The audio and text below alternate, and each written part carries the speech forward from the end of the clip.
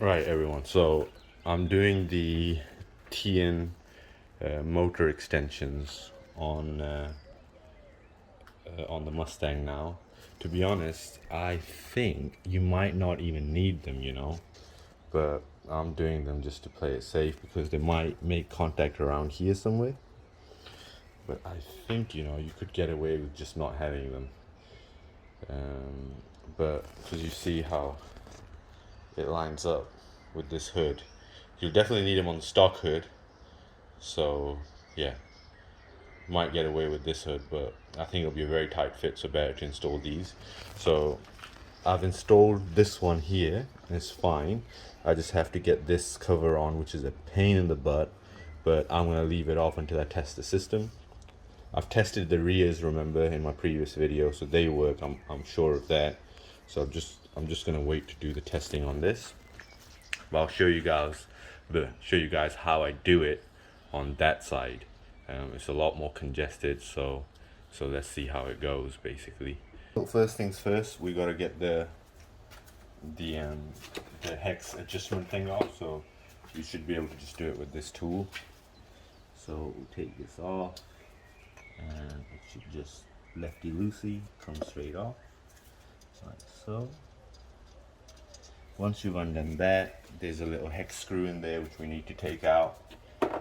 Again, we just use the tool that's given. So unscrew it, and we remove that completely. Don't throw it, keep it safe. It might come in handy someday, I don't know. So that's out. Then what you want to do is just put a little bit of grease in there.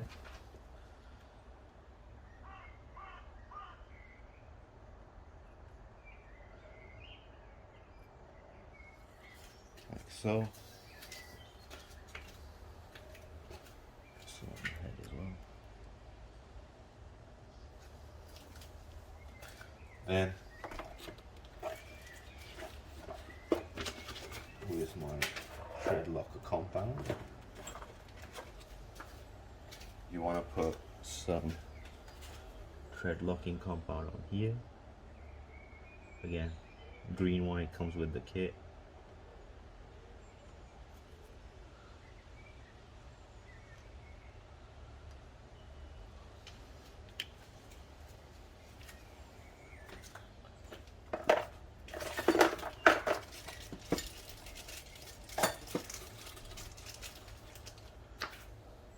Then you want this 19 millimeters. Oh no, before that, you need to put in the little rod. Oh no, I was right the first time. Then you just put this on, tighten it.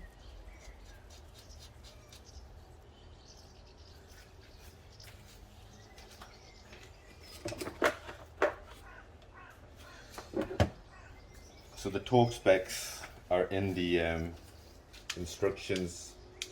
So that's 19 mil and it's torqued. I've torqued it to like 25 Newton meter, about 22 to 25 Newton meter, and that's enough. I'm not confident going any further. So next we're gonna put this little rod in. This little rod, and we're just gonna put a little bit more grease on this. Never have too much grease. So that can go in there like so.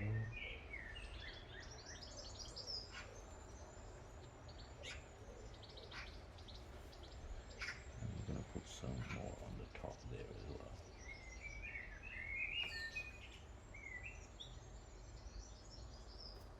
Like that. Then what you need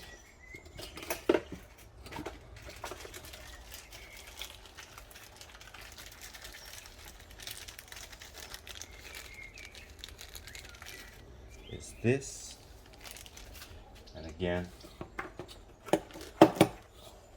we're going to put a little bit of grease on there. I'm just going to do it on here, and then on here as well. Just make sure it's all good. And then what we need is a clip.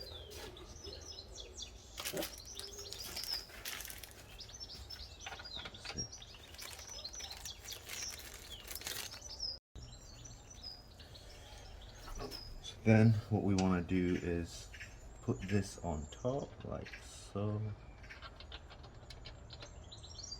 It needs to be pushed down a little bit. There you go, it's on there.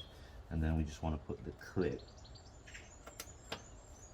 on properly. Don't drop it, don't lose it, otherwise it will be a bit of a nightmare trying to get this.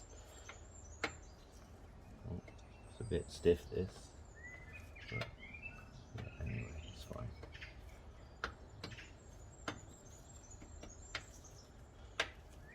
Yeah, so that's that. It's moving freely, that's nice. A little bit rough there. I think I damaged the threads with my socket, so I use a 12-sided socket instead of 6, so just bear that in mind. That's fine. That's all good. Then what we need is our rod.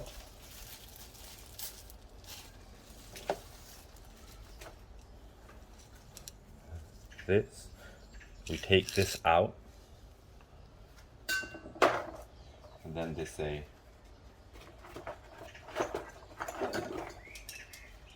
you should just tighten it on.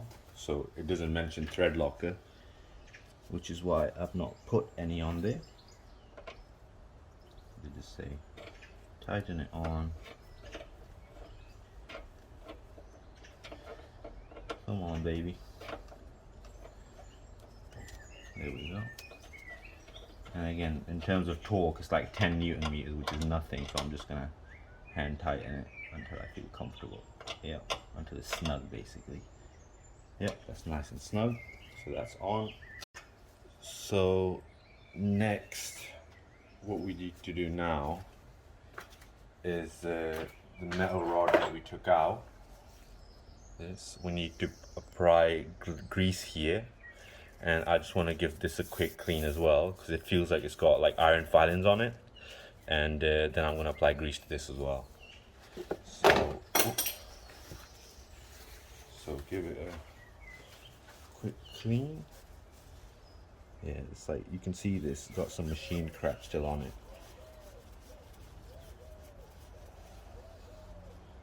Look at that black stuff. I'm just giving it a quick clean. Cleaning out the threads. Basically make sure there's no gritty stuff on there. There's no gritty stuff on there. Then what they tell you to do is to apply grease to the threads. Again, I'm being very liberal.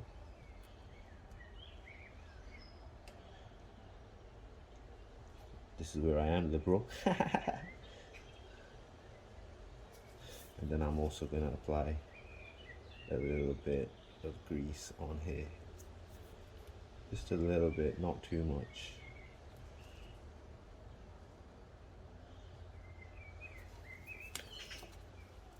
And I'm just going to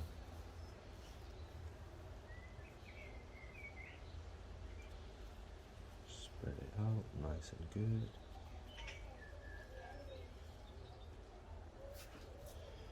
Yep, perfect. And then we just get it in. Just need to wipe my hands. Then they say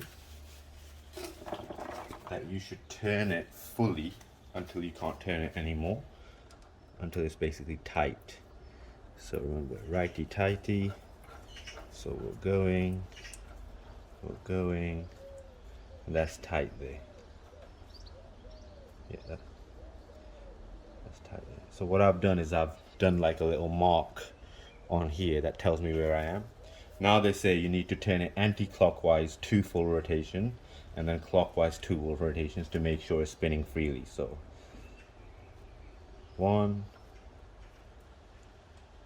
2, and then 1, 2. So that's all good. spinning properly. Then we need to get the motor. So I've got the motor, and then they say apply a little bit of grease on this, like so.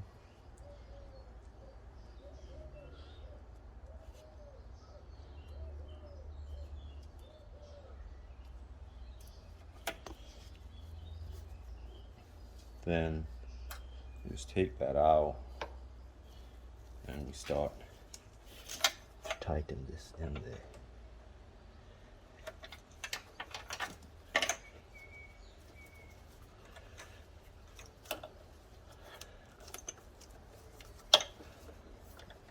Again, they don't say you should apply thread locker, but I think I'm gonna do it. I think I did it on the other side. So I'm gonna do it on this side as well.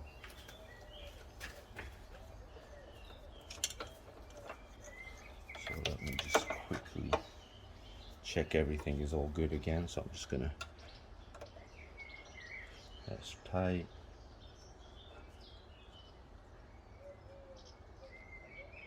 Yeah.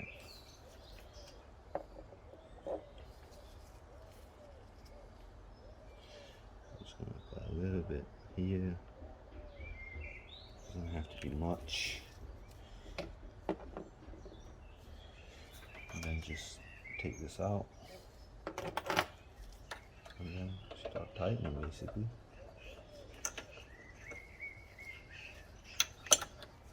There we go.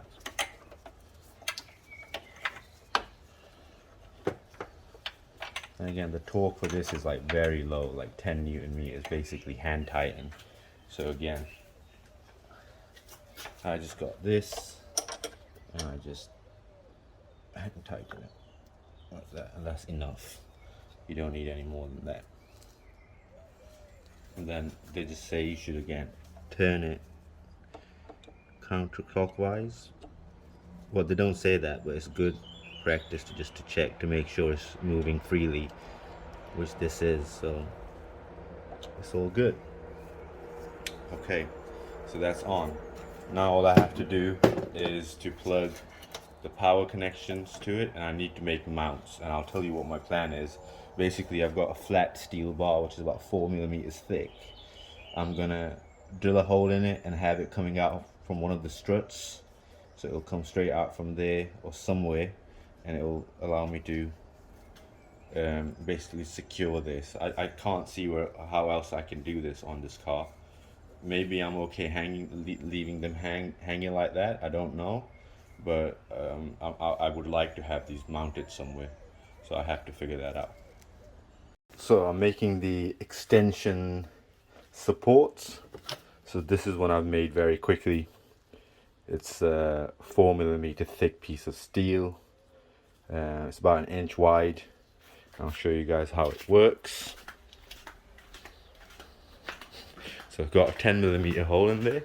So this is where typically your K-brace would go, and it just goes on there, and I put a little bend on it, and when this is tightened up, that will sort of just rest on there, and I'll cable tie it in place and it will be good to go. That's it really. It's a simple fix. Eventually, you know, I'll paint it and put some Tein stickers on it and it'll work. So yeah, this is basically what you'll have to do to get things kosher really, because the ones they give, there's no clear place to mount these. I don't want to mount them to the engine because the engine vibrates. So yeah. Right, so the install is complete. So this is how I've mounted on this one. This one I ended up just taping to the harness that I've just pulled through for the gauges and everything else, so that's fine as well. Yeah, you can see the cabling then goes underneath this trim piece and into there. So the fuses that I've used are these two here. They come on and off with the accessories.